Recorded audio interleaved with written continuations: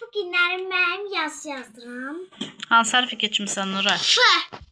F ilə bilirəm kim başlayır. Mənim dostumdur o. Adı nədir dostumun? Adı Fəriddir. O F ilə başlayır çünki.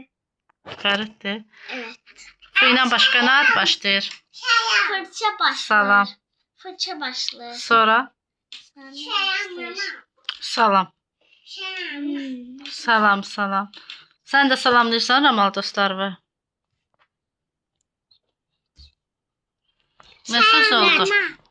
Fikrət. Fikrət. Aha, bak. Bunlar böyükdür. Baxaq gör Nuray yazdıqları var. Nurayın yazmaqlarıdır. Görək Nuray yaxşı qiymətlər alır. Gələn dəfədə Nurayın nəyi göstərəcəm? Gündəliyin sizə göstərəcəm. Sən nə edirsən? Sən də bacın nə edirsən? Eşirsən hə hər şeyin? Dağıdırsan hə? Üzvə kim rumiyana çəkib? Nana. Niyə çəkdi? Təşkil. Qız olmusan sən? Qızam.